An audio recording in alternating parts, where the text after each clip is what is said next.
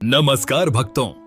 यदि आप चैत्र नवरात्रि के व्रत के नियमों का पालन नहीं करते तो आप अपनी और अपने परिवार की खुशियों से खेलने का जोखिम उठा रहे हैं। क्या आपको अंदाजा है कि इसका क्या परिणाम हो सकता है? एक पल की लापरवाही और माता रानी आपसे नाराज हो सकती हैं। क्या आप सोच सकते हैं कि जब देवी दुर्गा आपके परिवार से नाराज होंगी तो आपके घर में दरिद्रता का वास हो सकता है? क्या आप सच में चाहते हैं कि आपके परिजनों के साथ ऐसा हो? नहीं, है ना? चलिए आज हम जानेंगे कि चैत्र नवरात्रि का व्रत किन महिलाओं को भूलकर भी नहीं रखना चाहिए, साथ ही उन महिलाओं को क्या क्या गलतियों से बचना चाहिए जिससे माता रानी के गुस्से से वे बच सकें।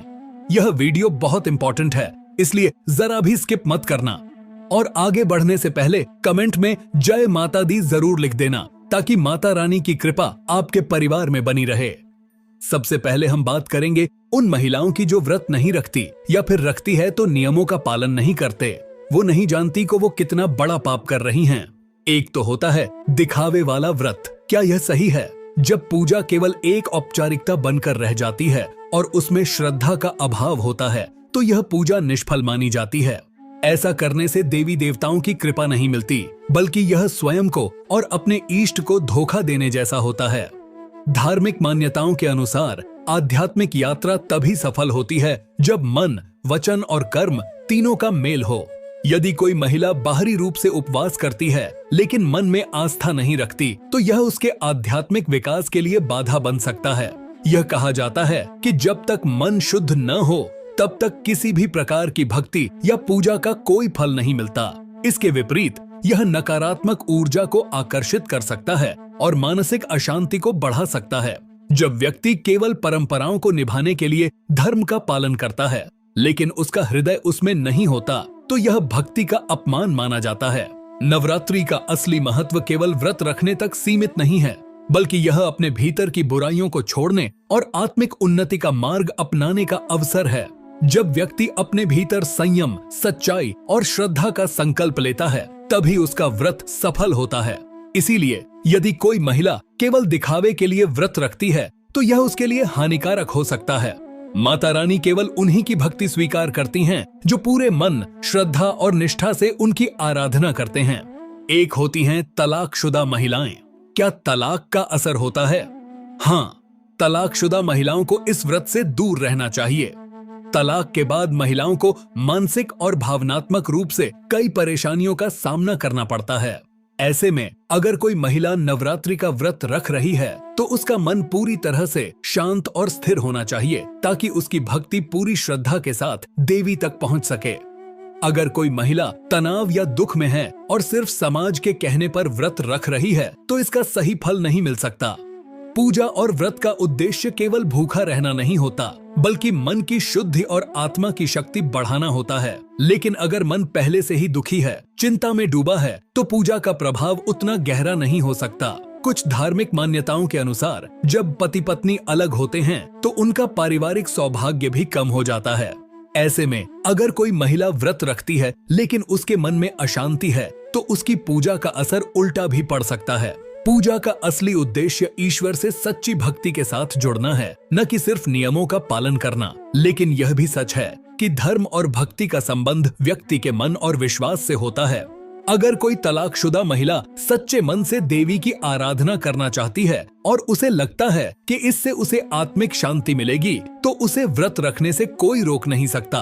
अंत में यह फैसला हर महिला को खुद लेना चाहिए। समाज के नियम समय के साथ बदलते हैं और हर व्यक्ति की आध्यात्मिक सोच अलग होती है। अगर कोई महिला तलाक के बाद भी मानसिक रूप से मजबूत है और पूरी श्रद्धा से देवी की उपासना करना चाहती है तो वह व्रत रख सकती है। लेकिन अगर मन में कोई डर, दुख या संकोच है तो उसे पहले अपने अंदर शांति लानी चाहिए, क्योंकि किसी भी व्रत या पूजा का असली मकसद सिर्फ परंपराओं का पालन करना नहीं, बल्कि आत्मा की शुद्धि और मानसिक शांति पाना होता है। तलाक का असर सिर्फ समाज और मानसिक स्थिति पर ही नहीं, बल्कि आध्यात्मिक रूप से भी व्यक्ति के जीवन को प्रभावित करता है। हिंदू धर्म में शादी को सिर्फ एक सामाजिक रिश्ता नहीं, बल्कि 7 जन्मों का बंधन माना गया है। जब यह रिश्ता टूटता है तो इसका असर पति पत्नी के अलावा पूरे परिवार पर पड़ता है। धार्मिक मान्यताओं के अनुसार जब किसी महिला का वैवाहिक जीवन बिगड़ जाता है तो उसके घर की सुख शांति और देवी देवताओं की कृपा भी कम हो सकती है। खासकर देवी दुर्गा की पूजा में, जहां नारी शक्ति और समर्पण को बहुत महत्व दिया जाता है, वहां तलाकशुदा महिलाओं का व्रत रखना कुछ लोगों के अनुसार सही नहीं माना जाता। तलाक के बाद महिलाओं को मानसिक और भावनात्मक रूप से कई परेशानियों का सामना करना पड़ता है। ऐसे में अगर कोई महिला नवरात्रि का व्रत रख रही है तो उसका मन पूरी तरह से शांत और स्थिर होना चाहिए, ताकि उसकी भक्ति पूरी श्रद्धा के साथ देवी तक पहुंच सके। अगर कोई महिला तनाव या दुख में है और सिर्फ समाज के कहने पर व्रत रख रही है तो इसका सही फल नहीं मिल सकता। पूजा और व्रत का उद्देश्य केवल भूखा रहना नहीं होता, बल्कि मन की शुद्धि और आत्मा की शक्ति बढ़ाना होता है। लेकिन अगर मन पहले से ही दुखी है, चिंता में डूबा है, तो पूजा का प्रभाव उतना गहरा नहीं हो सकता। कुछ धार्मिक मान्यताओं के अनुसार जब पति पत्नी अलग होते हैं तो उनका पारिवारिक सौभाग्य भी कम हो जाता है। ऐसे में अगर कोई महिला व्रत रखती है लेकिन उसके मन में अशांति है तो उसकी पूजा का असर उल्टा भी पड़ सकता है। पूजा का असली उद्देश्य ईश्वर से सच्ची भक्ति के साथ जुड़ना है, न कि सिर्फ नियमों का पालन करना। लेकिन यह भी सच है कि धर्म और भक्ति का संबंध व्यक्ति के मन और विश्वास से होता है। अगर कोई तलाकशुदा महिला सच्चे मन से देवी की आराधना करना चाहती है और उसे लगता है कि इससे उसे आत्मिक शांति मिलेगी, तो उसे व्रत रखने से कोई रोक नहीं सकता। अंत में यह फैसला हर महिला को खुद लेना चाहिए।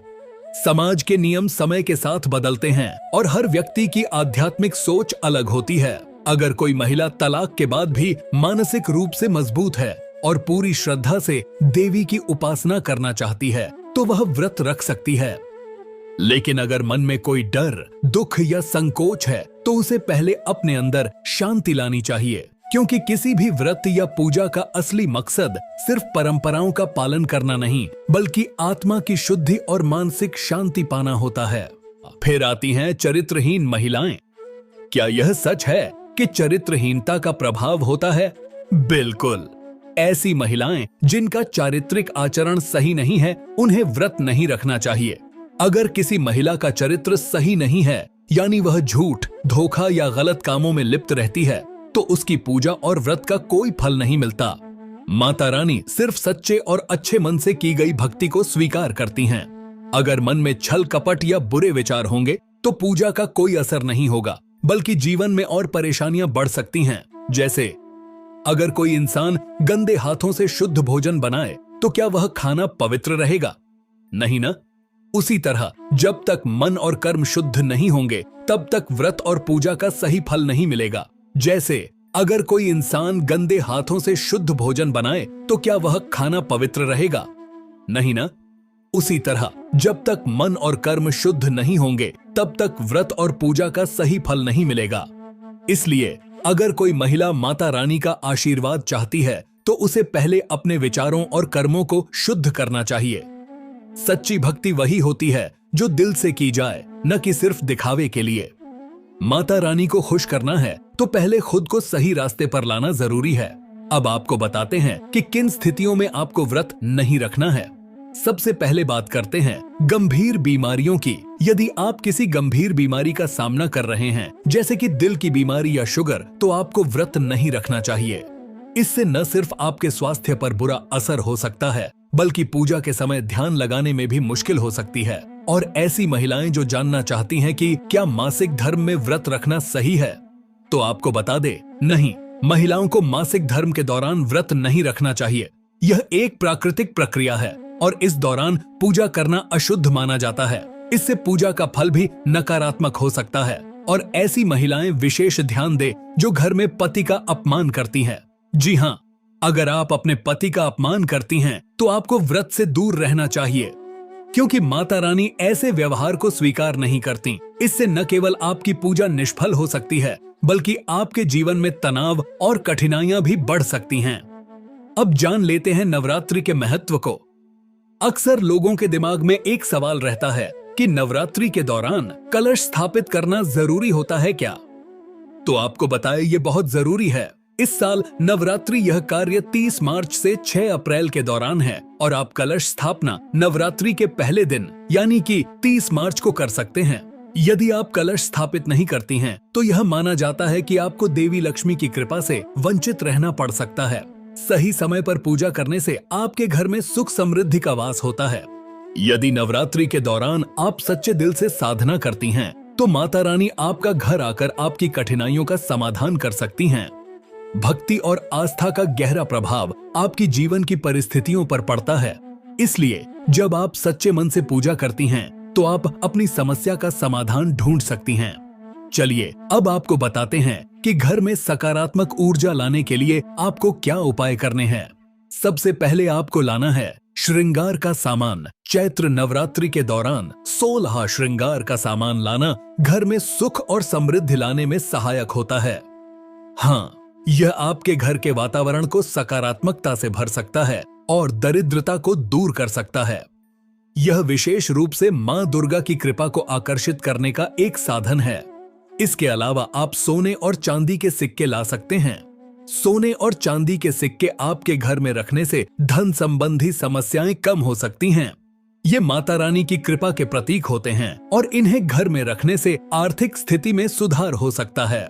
या फिर आपके लिए शंख और गंगाजल। घर में शंख और गंगाजल होना चाहिए। ये बहुत जरूरी चीजें हैं जो आपके घर में होनी ही होनी चाहिए, क्योंकि शंख घर की पवित्रता को बनाए रखता है और नकारात्मक ऊर्जा को दूर करता है। गंगा जल घर में रखने से आपके घर की सभी नकारात्मकता समाप्त हो जाती है और यह घर की शांति को बढ़ाता है। अब जान लेते हैं नवरात्रि के दौरान माता रानी को क्या क्या चीज अर्पित करनी चाहिए। नारियल को हिंदू धर्म में बहुत महत्व दिया जाता है, लेकिन इसे ध्यान से अर्पित करना चाहिए। अगर आप टूटा या लटकता हुआ नारियल अर्पित करती हैं, तो यह आपके लिए अशुभ साबित हो सकता है। शुभ नारियल का उपयोग करना चाहिए, जिससे माता रानी प्रसन्न होती हैं। आप लौंग भी अर्पित कर सकती हैं। जब आप माता रानी को लौंग अर्पित करें, तो इसे घी के साथ करना चाहिए। घी के साथ लौंग चढ़ाने से माता रानी बहुत प्रसन्न होती हैं और पूजा का फल जल्दी मिलता है। और अब सबसे ज्यादा इंपॉर्टेंट बात, चैत्र नवरात्रि में माता रानी को तुलसी के पत्ते नहीं अर्पित करने चाहिए। तुलसी का पत्ते भगवान विष्णु के पूजन में उपयोग होता है, जबकि माता रानी के लिए नहीं। इसका ध्यान रखना चाहिए ताकि पूजा सही हो सके। और ऐसी महिलाएं भी ध्यान दें जो रात में झाड़ू लगाती हैं। जी हाँ, रात में झाड़ू लगाना घर में दरिद्रता ला सकता है। इससे लक्ष्मी जी नाराज हो जाती हैं। इसलिए रात में झाड़ू लगाने से बचना चाहिए। यह घर में नकारात्मक ऊर्जा का संचार करता है और आर्थिक स्थिति को कमजोर कर सकता है। या फिर घर के मुख्य द्वार पर अगर अंधेरा रहता है, तो यह बहुत ही अशुभ होता है। अंधेरे में सकारात्मकता गायब हो जाती है और आपके जीवन में उन्नति में बाधा आती है। घर का मुख्य द्वार हमेशा रोशन होना चाहिए ताकि ऊर्जा का सही प्रवाह हो सके। और आपको अपने घर को हमेशा साफ और व्यवस्थित रखना अत्यंत महत्वपूर्ण है। अगर आपका घर बिखरा हुआ और गंदा है, तो यह सकारात्मक ऊर्जा को दूर करता है। माता लक्ष्मी तभी प्रवेश करती हैं जब घर स्वच्छता में रहता है। दोस्तों, इन सभी बातों को ध्यान में रखते हुए यह स्पष्ट है कि चैत्र नवरात्रि का व्रत हमारे लिए कितना महत्वपूर्ण है। हर एक नियम और जानकारी हमारे जीवन में संयम, सच्चाई और श्रद्धा का परिचायक है। यदि हम इन बातों का पालन करते हैं, तो माता रानी की कृपा हमारे जीवन में सदैव बनी रहेगी। यदि आपको हमारा यह वीडियो पसंद आया और इससे आपको कुछ नया सीखने को मिला, तो कृपया इसे लाइक करें, साझा करें और हमारे चैनल को सब्सक्राइब करना न भूलें। यहाँ हम हर बार आपको जीवन की नई नई जानकारी देने के लिए तत्पर हैं। अपनी खुशियों और समृद्धि की राह पर कदम बढ़ाएं।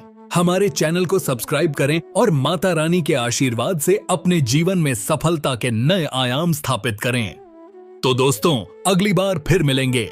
तब तक हमें कमेंट बॉक्स में अपनी राय दें, अपने अनुभव साझा करें और हृदय से लिखें। जय माता दी। धन्यवाद और आपका दिन शुभ हो।